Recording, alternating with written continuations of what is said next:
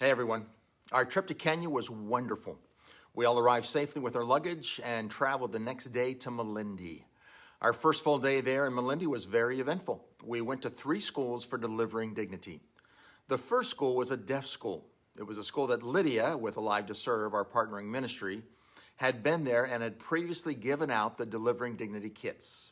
We got to hear a testimony from one of the girls who signed, which was then translated to us, and about how the kits had changed her life. Then Debbie and our team did our theme song, Our God is an Awesome God by Phil Wickham in sign language, and the girls loved it. We then went on to the second school. These girls had never seen the Delivering Dignity kits, and as a result, they were extremely excited about what they heard.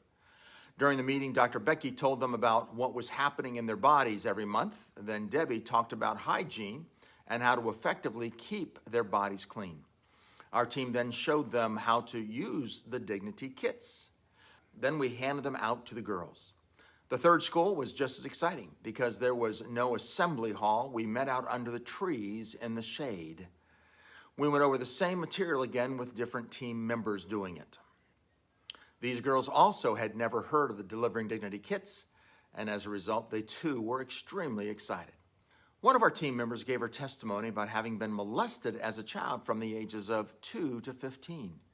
She told the girls to never allow anyone to touch them that they didn't feel comfortable being touched by. After the meeting was over, as we were saying goodbye, one young girl came up and hugged this person and cried in her arms. She obviously had been or was still being molested. After the 3 schools, we drove back 1.5 hours, and Debbie allowed each woman to get a dress from a local dress shop, compliments of Debbie, and they loved deciding which ones they wanted. Sitting there watching them for an 1.5 hours was the highlight of my trip. Just kidding. In our debrief that night, Becky shared about taking one of the girls and looking them in the eye and saying, "You are loved and you are beautiful." She did this because, in the world's eyes, she wasn't very pleasant to look at. The girl teared up and said, "No one has ever said that to me." And then she got a big smile on her face and ran away. On day 2, the next day, we went to a women's prison. We had a powerful time there as another one of our team members shared her testimony about being abused as a child. She repeated to them that they also were loved and are worthy. No pictures were allowed, but we were able to get some of the staff videos that were taken from the rear.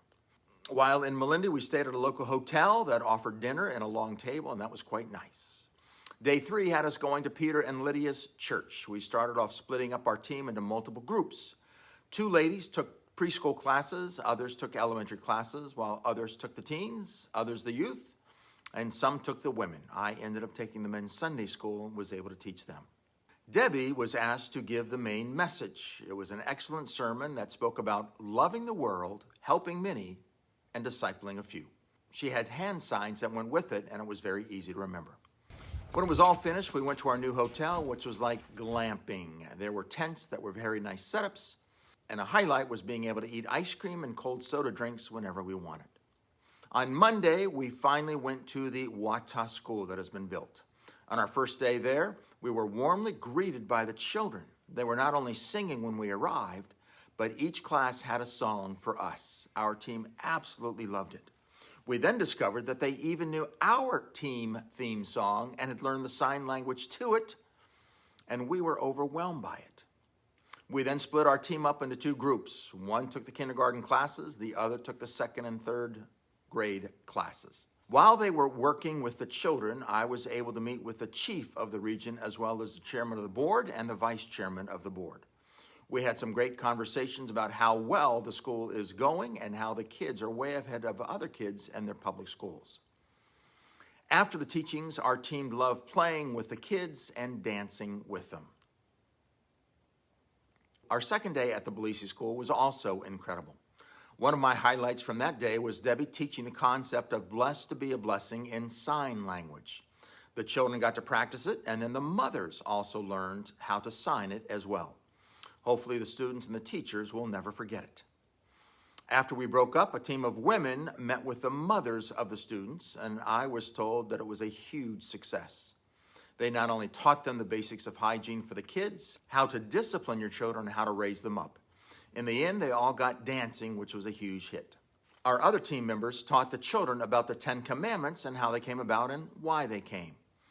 Our team did notice one child who needed a wheelchair, and through texting and Instagram, money was raised up immediately from the States and a wheelchair was ordered. I was able to meet with the elders on that second day. Now, before I tell you what happened, let me give you my basic philosophy of ministry, and it's this: just show up. Let God take over. So I showed up, not really knowing what to say except for the main point that I wanted to try to communicate. But once I started, God took over. I ended up talking about the 4 ways that we can break our fellowship with God. If you don't know, that is the essence of book number 1 in the Wilson's Wisdom series. I then told them that I believe that 70 to 80% of all Christians in America have broken fellowship with God. And I guess that probably 70 to 80% of all Muslims in their area had broken fellowship with God. The chief agreed with me on that. I then told them that I was coming to them like one of the prophets of the Old Testament, Jeremiah or Isaiah, and I challenged them to openly repent as a village and come before God and ask him to bless them. I learned out later that night through Lydia, my interpreter, that one of the elders had said, "How does this guy know what's been going on?" Apparently there is Village A of the Wata and Village B of the Wata, and the two had a fight and were not talking to each other. Apparently the 2 religious leaders from the 2 villages were supposed to go together after we had left and begin the reconciliation process. I thought that was huge. Our final day with the Wata was interesting. It had rained the night before, so the roads were impassable by bus. So we took the bus 3/4 of the way there on the hard paved road, and then we had to take motorcycle rides the rest of the way. Even our 82-year-old Pat loved taking a motorcycle ride, and everyone else loved it as well. Because people came at different times, one of our team members was forced to make up songs on the spot. The one that everybody loved was Blowing Up the Bubble. Blowing up a bubble. Blowing up a bubble. Blowing up a bubble. And of course, many of our women held the little children while the women danced. Because the roads were so bad, many of us walked back after the day was over, while some took motorcycle taxis back to the paved road. One of the key points of information that I learned was that the school system in Kenya has changed. It now seems that the schools need to go on through grade 9, and then they get to go to boarding school. Because of this, I believe the Lord is leading me to trust him for another building to be built in 2030, and we will end up salarying 3 more teachers, grades 7, 8, and 9. One of the key things that was done without even knowing it was teaching the kids the words, "I love you," in sign language. You see, in their culture, they don't say, "I love you." Debbie had to encourage the mothers to go home and to tell their children that they love them. And because of this, when we would leave, the children loved giving us the sign, "I love you." It was wonderful. The next day we headed back to Malindi, but on the way we did another Delivering Dignity to another school. These girls had never known about the kits that we provided, and they were extremely happy to receive them. On our way out of the school, they too were taught, "We love you" in sign language, and it caught on quickly.